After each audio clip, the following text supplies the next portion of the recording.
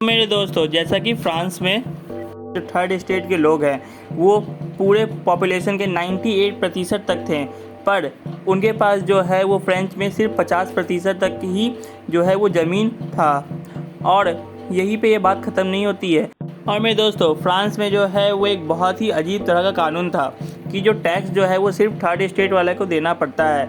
और ये जो पूरा टैक्स है वो सिर्फ राजा ही नहीं लेगा, और जो वहाँ के फादर है उन्हें भी ये देना पड़ता है। इनको जो है वो थैथस बोला जाता था। और ये जो टैक्स जो है वो एक नहीं, दो नहीं, पूरे 3 तरह के टैक्स जो है वो उनसे लिए जाते थे। पहला जो टैक्स है वो था तेल, यानी कि जो है वो टैक्स जो है वो ऑयल पे टैक्स हुआ करता था, क्योंकि ऑयल जो है वो बहुत ही इम्पॉर्टेंट चीज़ है। दूसरे जो हमारे टैक्स थे वो फेडरल ड्यूज थे, यानी कि जो हमारे इनकम टैक्स वगैरह हो गए, ये सारे जो है वो उनसे लिया जाता था।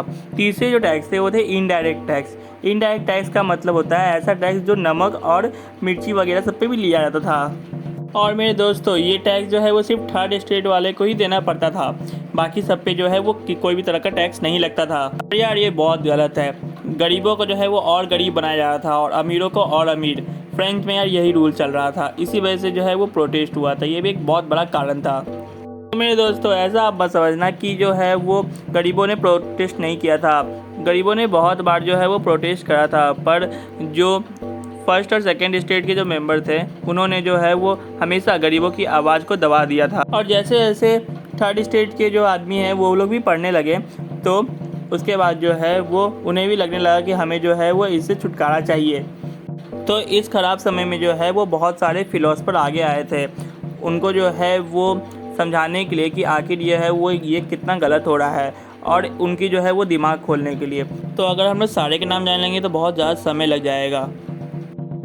हम जो है वो 2 बहुत ही मेन फ़िलोसफर के बारे में जान लेते हैं। आप यार अपने कॉपी में लिखते जाना। तो पहला जो है जिनका नाम है जीन जैक रोसे, जिन्होंने जो है वो अपने किताब लिखा था जिसका नाम था ऑरिजिन्स ऑफ इनइक्वालिटी, जिसमें जो है वो उन्होंने बताया था कि हमारे साथ कितना ज़्यादा भेदभाव हो रहा है। हमें जो है वो कुछ समझा नहीं जा रहा है, और सिर्फ जो है वो हम ही से टैक्स लिया जा रहा है और बाकी सबसे जो है वो नहीं लिया जा रहा है।